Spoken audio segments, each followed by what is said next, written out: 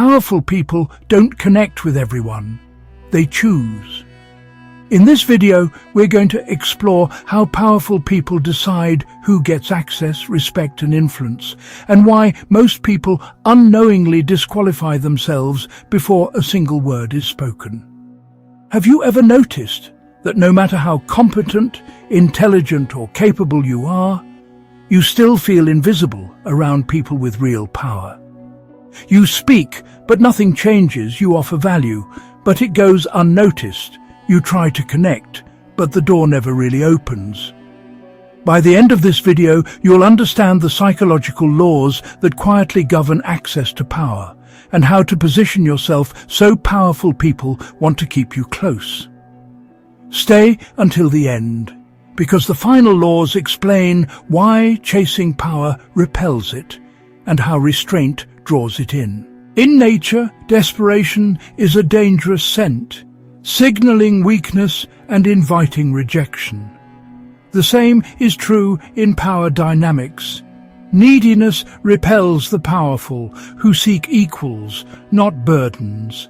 Approach as a sovereign, not a supplicant. True strength is quiet confidence, never desperation. Many try to impress the powerful, flaunting achievements and brilliance, but admiration is fleeting. What the powerful truly seek is utility, not applause.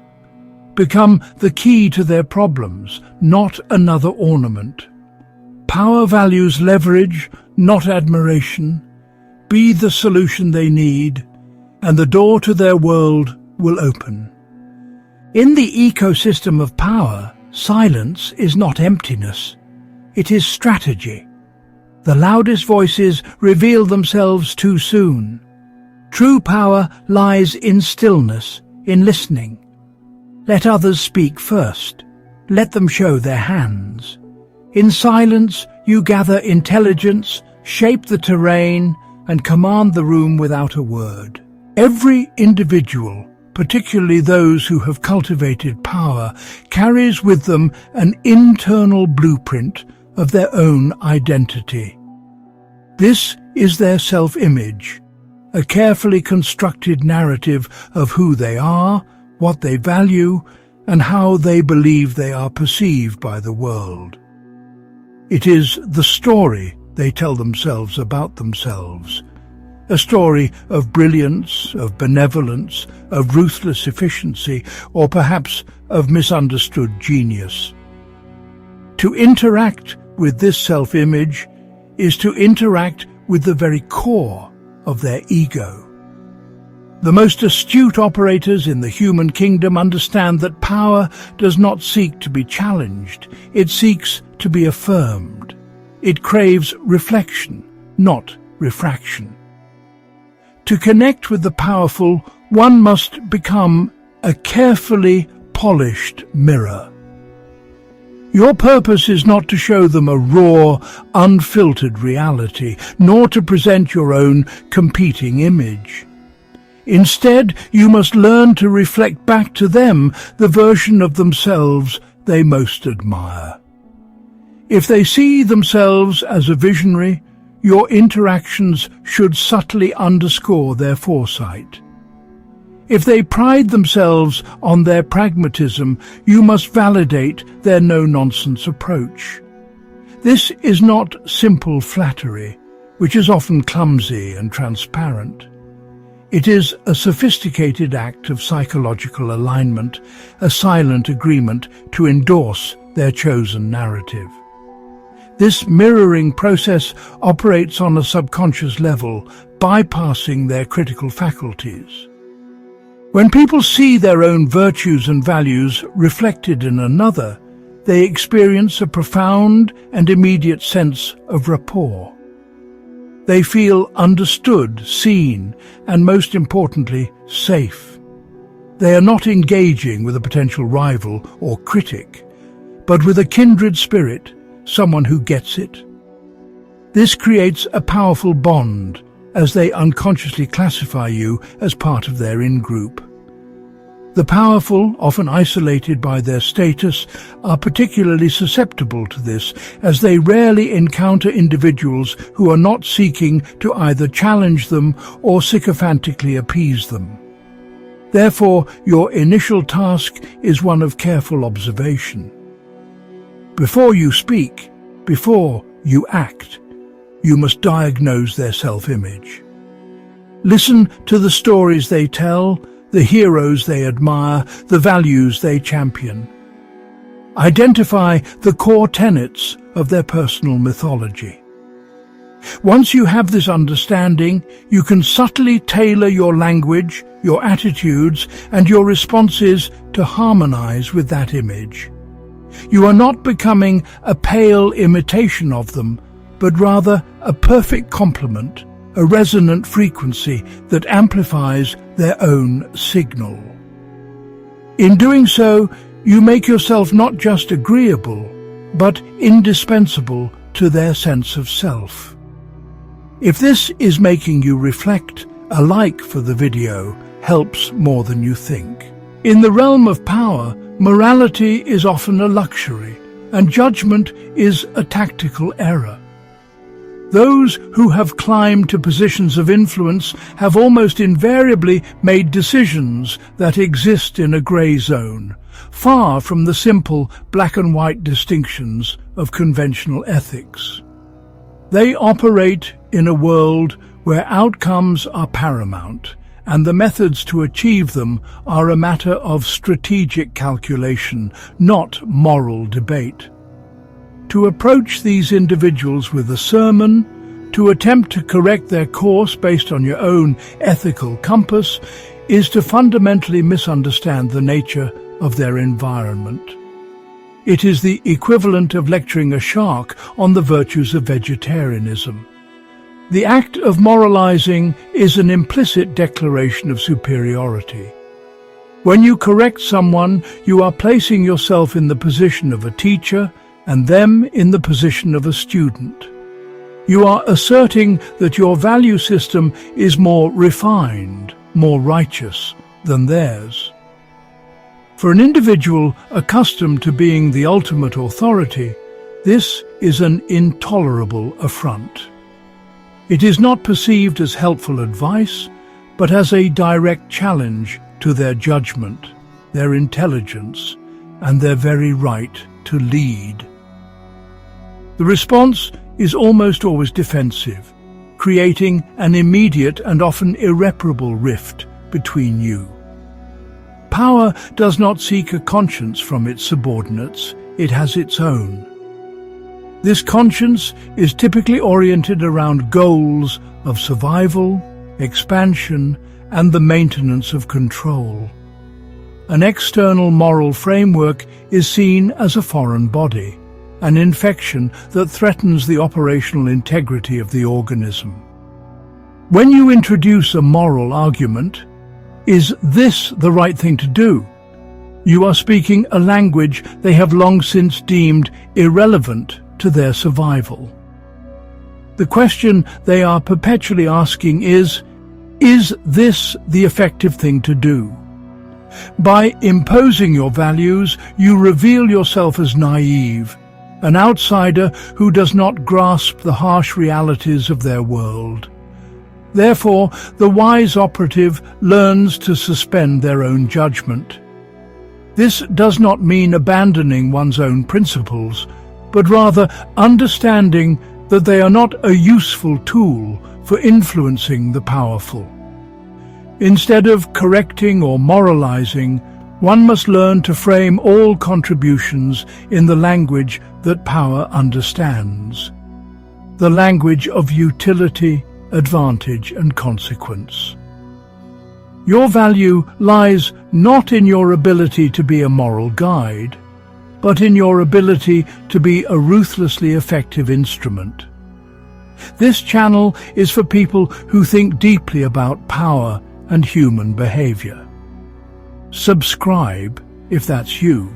In the theatre of ambition, most strive to be seen, loud, animated, desperate for attention. But true power is stillness, The calm figure, unmoved amid chaos, draws all eyes. Their composure is not absence, but concentrated presence, a silent force to which others instinctively react. To be calm is to embody command. Let me pause here briefly, because this matters. Many people struggle to connect with powerful individuals not because they lack intelligence, but because internal patterns like insecurity, over-explaining, emotional reactivity, or people-pleasing quietly undermine their presence. If you're working on emotional control, clarity, or breaking self-sabotaging patterns, professional guidance can help accelerate that process. If you choose to explore it, there's a link in the description to online therapy, and you can use the code THERAPY20 for 20% off. This isn't about fixing yourself. It's about refining how you show up. In the grand theatre of ambition, direct confrontation is the most common and most flawed strategy. It creates enemies, exposes your tactics, and draws unwanted attention. The astute player studies rivals, aligns subtly, and moves with the current, not against it. True power is won without ever appearing to have fought. In the ecology of human interaction, speech is often used as a tool of assertion. But true power lies in restraint. When you hold back, you create a vacuum, drawing all attention to your silence. Your quiet presence becomes more commanding than any speech. Restraint is not weakness, but supreme confidence and control. In the world of power, survival depends on recognizing not just friends, but adversaries. The powerful see life as a chessboard of shifting alliances and rivalries. Mapping the social terrain means quietly observing, noting subtle signs, tension, a whispered name, a flicker of unease. This awareness is your currency. Proof you understand the hidden rules and high stakes of the game. In any ecosystem, value is tied to scarcity. When we are always available, we become common, our worth diminished. By controlling our presence, we create mystery and respect. Appear with purpose, then withdraw. Like a rare bloom, your absence makes your presence valued and remembered. In the volatile world of power, where loyalties can shift like desert sands and promises can evaporate overnight, one quality stands as a bedrock of immense value: reliability. To be predictably reliable is to become a fixed point in a constantly turning world. It means that when you make a commitment, it is fulfilled without fail. When you promise discretion, silence is absolute. When a task is delegated to you, it is executed with precision and without the need for supervision. This consistency is the foundation upon which all trust is built, especially in high-stakes environments. For a person in a position of power who is constantly managing risk and uncertainty, a reliable individual is an invaluable asset. They are a source of stability, a force that reduces chaos rather than adding to it. This is not about being exciting or impressive. It is about being utterly dependable. The powerful are surrounded by people who offer grand ideas and effusive praise, but often fail in the simple, crucial art of execution. The person who consistently delivers, who does what they say they will do time and time again, distinguishes themselves in the most profound way possible. They become a safe harbor in a treacherous sea. This reliability must be absolute in professional and practical matters. Deadlines are not suggestions, they are sacred.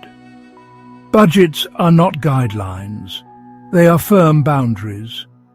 The quality of your work is not variable, it is consistently high. This operational predictability allows the powerful individual to delegate a portion of their cognitive load to you with complete confidence. They do not have to waste mental energy worrying if the task will be done. They simply know it will be. This freeing up of their attention is one of the greatest gifts you can offer, and it will be valued far more than any fleeting charm or flattery. Building this reputation is a slow and deliberate process, an accumulation of kept promises and tasks well done. It is not achieved through a single grand gesture, but through 1,000 small consistent acts of dependability. Each instance reinforces the pattern, strengthening the perception of you as a pillar of stability. In a world where so many are erratic and inconsistent, this unwavering reliability makes you indispensable. You are not just a useful associate. You become part of the very infrastructure of their success, a load-bearing column in the architecture of their power. In the ecology of power, asking for entry signals neediness, often closing doors rather than opening them. True influence is built quietly, by demonstrating value, cultivating mastery, and letting curiosity draw others in. When you are invited, it means your worth is recognized, transforming you from a supplicant to a peer. In the theater of human interaction, the final act is often the most memorable. The master strategist leaves a conversation at its peak, creating a lingering sense of curiosity. By departing before closure, you become a pleasant puzzle, remembered, respected, and always wanted back for more. We have journeyed through the subtle, often ruthless landscape of power, observing the behaviors that lead to connection and those that ensure isolation. Which of the 13 laws felt the most uncomfortable or confronting to hear? The laws we have explored are not a manual for manipulation, but a codex for understanding the fundamental psychology of human influence. They reveal a truth that is as stark as it is profound. Power does not connect with those who loudly announce their needs or desperately seek validation. It is repelled by this energy, seeing it as a sign of weakness, a liability in a world that operates on strength and strategic advantage. The chase for approval is a fool's errand. Instead, power gravitates towards a different kind of individual, the quiet architect of value.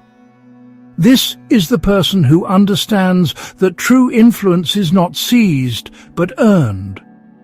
It is built, brick by brick, through the demonstration of utility, the mastery of listening, and the profound wisdom of restraint. They do not seek to impress, they seek to be useful. They do not compete, they align. They do not impose their own morality, they reflect the world as it is, navigating its currents with a calm, observant neutrality that sets them apart from the performing masses. Their strength is not in what they say, but in what they understand. The core of this entire philosophy lies in the management of one's own psychology. It is about conquering the primal human urges for immediate recognition, for constant reassurance, for the comfort of familiarity. The individual who can control these impulses, who can remain slightly distant where others crowd, who can end a conversation at its peak, demonstrates a rare and formidable self-possession. This emotional discipline is, in itself, a form of power. It signals to the world, and most importantly to the powerful, that here is a person who is not governed by fleeting emotions, but by a long-term, strategic vision. Ultimately, connecting with power is the art of becoming a source of it yourself. It is about cultivating an internal locus of control so unshakable that it creates its own gravitational field. It is about understanding that your value is defined not by the access you are granted, but by the indispensability you create. By mastering the psychology of restraint, the currency of value, and the timing of your own presence, you cease to be a seeker of power. You become a destination for it. And in this complex and often unforgiving human habitat, that is the most dominant position of all. If this video gave you clarity, consider liking and sharing it with someone who feels overlooked or misunderstood. I'd also be interested in your thoughts. Leave a comment and let me know which law stood out most. Subscribe if you want to continue exploring psychology, power, and self-mastery. And watch the next video to go deeper into how power actually operates beneath the surface.